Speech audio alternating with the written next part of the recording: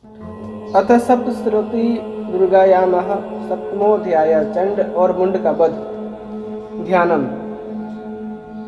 ओम ध्यायेयं रत्नपीठे कलपठितं शरणवतीं श्यामलांगीं न्यस्ते कांग्रीं सरोजे शशिकलाधरां पल्लकीं वादयन्तीं कह्याराबधमालां नियमितविलसच्चोलिकां रक्तवस्त्रां मातंगीं शंखपात्रां मधुरमधुमतां चित्रकोद्भासी भालां। मैं मातंगी देवी का ध्यान करता हूँ। वे रत्नमय सिंहासन पर बैठकर पढ़ते हुए तोते का मधुर शब्द सुन रही हैं। उनके शरीर का वर्ण श्याम है। वे अपना एक पैर कमल पर रखे हुए हैं और मस्तक पर अर्धचंद्र धारण करती हैं तथा कहियार पुष्पों की माला धारण किए वीणा बजाती है। उनकी अंग में कसी हुई चोली शोभा पा रही है। वे लाल रंग की साड़ी पहने हाथ में शंख में पात्र लिए हुए हैं। उनके बदन पर मधु का हल्का हल्का प्रभाव जान पड़ता है और ललाट में वेंदी शोभा दे रही है। ओम ऋषिरुवाच आज्ञाप्तास्ते ततो दैत्याश्चण्डमुण्ड पुरोगमा चतुरंग बलोपेता आयुर्भ्युध्या दुधा दिदृश्युस्ते ततो देवी विश्वधास्मा वयस्थितां सिंहस्योपरि शैलेन्द्र शृंगे महति कांचने ते दृष्ट्वा तां समादातु मुद्यमं चक्रुर्व्यताः आकृष्ट चापासिधरास्थान्ये तत्सिनीपगाः ततः कोपं चकारोच्य अंबिका तान् ऋणपति कोपेन चास्य वदनं मसिवर्णमभूतदा भ्रूकुटिकुटिला तस्या ललाटफलकादृतं कालिकरालवदना विनिष्क्रान्ता सिपासिनी विचित्रखट्वाङ्गधरा नरमाला विभूषणा द्विपीचर परिधाना शुष्कमांसातिभैरवा अतिविस्तारवदना जिहारभीषणा निमग्न रक्तनयना नादा पूरित दिग्विमुखा सा वेगेनाभिपतिता घातयन्ती महासुरान् सैन्ये तत्र सुरारीणा मवक्ष्यत तदबलम् पार्श्वग्राहङ्कुशुसभाग्राह्योद्ध घण्टासमन्वितान् सामादयेकहस्तेन मुखे चिक्षेपवारणान् तथैव योधं तुरगैरथं सारथिना सह निक्षिप्य वक्त्रे दशनैश्चर्यवर्तन्ती भैरवम् एकं जग्राह केशेषु ग्रीवायामथ चापरं पादेनाक्रम्य चैवान्यमूढासान्यमपोथयत निर्मुक्तानि च शस्त्राणि महस्त्राणि तथैश्वरेः मुखेन जग्राह रुषा दर्शननिवर्तितानि अपि बल्यान् तदबलं सर्वमसुराणां दुरात्मनां प्रमार्दभक्ष्य चान्यन्याश्च ताडयता तथा असिना निहता केचित् खट्वाङ्गताडिताः जगमुविनाशमसुरा दन्तागराभिस्तथा क्षणेन तदबलं सर्वमसुराणां निपातितं दृष्ट्वा चण्डो विदुद्रावा तां काली मति भीषणां सरवर्षेर्महाभीमाक्षि तां महासुरः छादयामास चक्रैश्च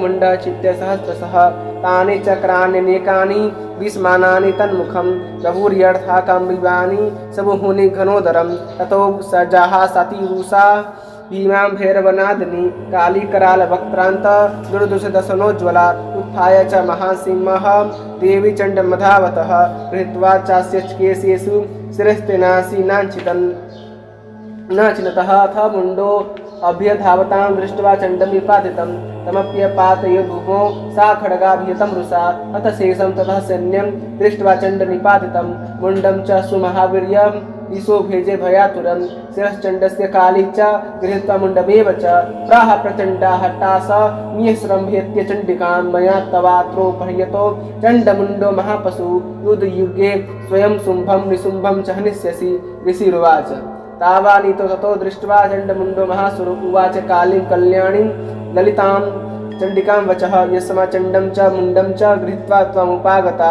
चामुण्डेति ततो लोके ख्याता देवी भविष्यसि। ओम इति श्री मार्कण्डेय पुराणे सवर्णिक मन्वन्तरे देवी महात्म्ये चण्डमुण्डवधो नाम सप्तमोऽध्यायः सम्पूर्णम्। उवाच 2 श्लोक 25 एवं 27 एवं 439 कुल 439 श्लोकों के साथ सप्तमोऽध्याय पूरा हुआ। इस अध्याय में 27 श्लोक थे। अब हम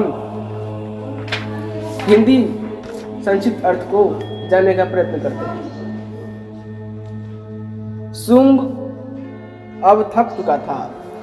अब अपने सेने का जब संहार हो चुका था उससे संतप्त होकर उसने चंड और मुंड 2 दैत्यों को भेजा जो अत्यंत वीर थे, पराक्रमी थे। चतुरंगिनी सेना के साथ अस्त्र शस्त्र सुसज्जित हो सब वे चल दिए। फिर गिरिराज हिमालय के सुवर्ण में ऊंचे शिखर पर पहुंचकर उन्होंने सिंह पर बैठी देवी को देखा। वे मंद मंद मुस्कुरा रही थी। उन्हें देखकर दैत्य लोग तत्परता से पकड़ने का उद्योग करने लगे। किसी ने धनुष तान लिया, किसी ने तलवार संभाली और कुछ लोग देवी के पास आकर खड़े हो गए। तब अंबिका ने उन शत्रुओं के प्रति बड़ा क्रोध किया। उस समय क्रोध के कारण उनका मुख काला पड़ गया, ललाट में भौहें टेढ़ी हो गई और वहां से तुरंत विकराल मुखी काली प्रकट हुई जो तलवार और पास लिए हुए थी। माता काली का रूप अत्यंत विकराल था। उनके शरीर का मांस सूख गया था, केवल हड्डियों का ढांचा था जिससे वे अत्यंत भयंकर जान पड़ती थी। वे अत्यंत डरावनी प्रतीत होती थी और वे उन असुरों का भक्षण करने लगी और असुर सब डर के मारे भागने लगे। वे पार्श्व रक्षकों, अंकुशधारी महावत योद्धा और घंटा से कितने ही हाथियों को एक ही हाथ से पकड़कर मुंह में डाल लेती थी। इसी प्रकार सारे असुरों का वध होने लगा।